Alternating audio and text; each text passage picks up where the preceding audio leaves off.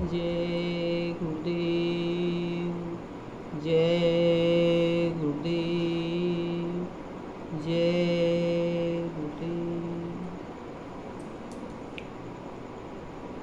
गुरु पूर्णिमा मानव जीवन का सबसे बड़ा उत्सव है। ये पूर्णिमा आपके हमारे जीवन में इस प्रकार आए कि आपकी आत्मा का साक्षात्कार उस प्रभु से हो, जब आपकी अंतर्गति उस स्थान पर जाकर खड़ी हो जाए जहाँ उस दिव्य प्रकाश में आपकी जीवात्मा प्रकाशमय होकर उस प्रभु का दीदार कर सके। उस दिन आपकी गुरु सेवा, गुरु भक्ति, गुरु द्वारा दिए नाम की सार्थकता प्रकट होगी। सही माने में गुरु दक्षिणा वही होगी जब आप अपने गुरु द्वारा बताए हुए आदेशों को मानकर उस नाम की भक्ति करते हैं जहाँ पल पल गुरु आपका मार्गदर्शन करते हैं। जीवात्मा को गुरु ही आगे ले जाते हैं।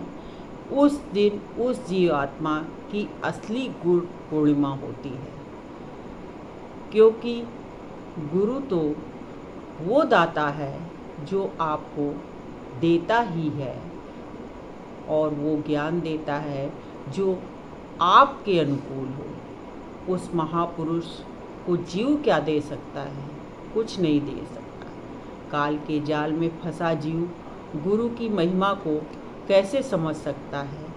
इससे पहले भी मैंने आपसे कहा था कि गुरु की खोज में समय बर्बाद मत करो। आप शिष्य बनने में अपने समय को लगाना और धर्मानुकूल आचरण जीवन में धारण करना।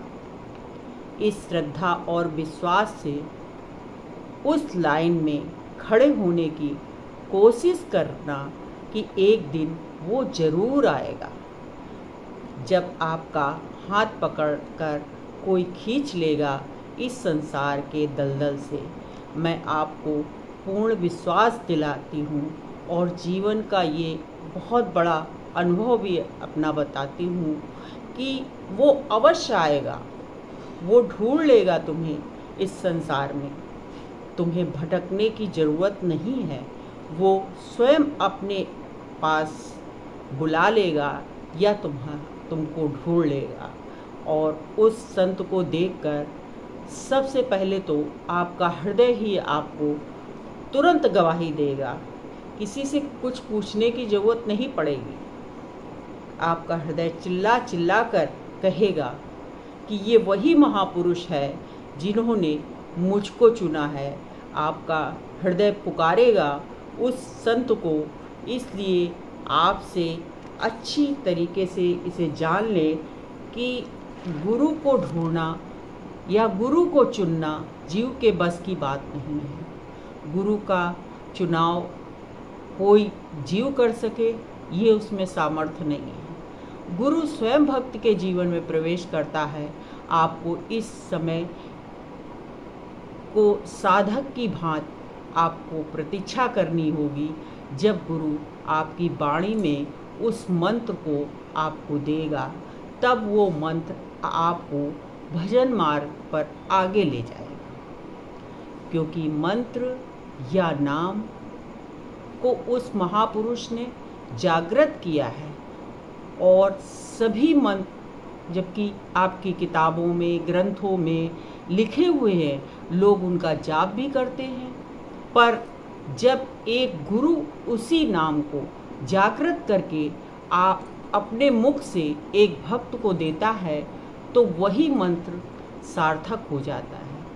हर व्यक्ति मंत्र देने का अधिकारी नहीं होता। जिस संत और महापुरुष ने नाम को जागृत करके किसी जीव को दिया है, वो साधक के लिए लाभकारी होता है। बिना गुरु के जप विधि सही रूप से कर पाना हर एक के बस की बात नहीं है। ये ज्ञान तो एक जागृत संत ही आपको देता है। और अगर आपके जीवन में ये समय आ चुका है तो आप ये जान लीजिए कि आप उसे पूर्ण श्रद्धा और विश्वास के साथ उसमें लग जाएं, क्योंकि इस भाव के साथ वो आपको जहाँ ले चलेगा मैं चल दूँगा, ऐसा भाव आपका हृदय में होना चाहिए। ऐसी श्रद्धा, ऐसा अटूट विश्वास जहाँ आपके मन में गुरु के प्रति कोई भी प्रश्न न रह जाए, सिर्फ पूर्ण विश्वास। ऐसी भक्ति आपको अवश्य उस जगह ले जाएगी जहाँ की अगर आप उस तत्व को जान गए हैं तो मुख से कह नहीं पाएंगे, शब्दहीन हो जाएगा ये जिह्वा और आप मौन हो जाओगे। तन मन उस परम शांति को पाकर सराबोर हो जाएगा। ये पहचान उस भक्त की है, उस साधक की है, उस भक्ति की है कि जब वो कोई साधक भक्ति भाव लेकर तैराक बन करके इस भक्ति में उतरता है तो वो अवश्य डूबता है, और जब उस भक्ति में वो डूब जाता है तो उसका रंग उस पर ना चढ़े ऐसा हो ही नहीं सकता है। इसलिए साधक के जीवन में जब एक सच्चा संत आता है तो ऐसा ही हाल होता है उस साधक का कि वाणी उस परम संत का गुणगान करते थकती नहीं है, हर पल उसके इर्द गिर्द, क्योंकि उस गुरु के रहमो करम की बारिश होती रहती है और जीव उस बारिश में भीगता चला जाता है। नित्य नई नई ऊर्जा गुरु से प्राप्त करता है।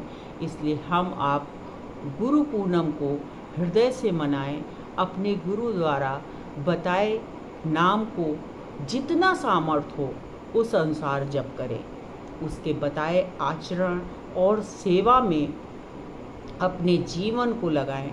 अगर अभी भी आपके जीवन में गुरु नहीं आए हैं तो आप निर्मल भाव से प्रतीक्षा करें।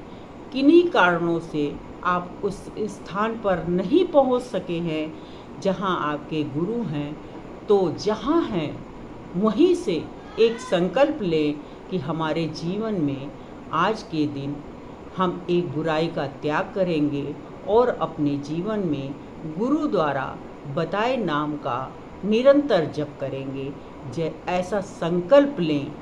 यही संकल्प आपके गुरु के प्रति श्रद्धा और विश्वास को मजबूत बनाएगा।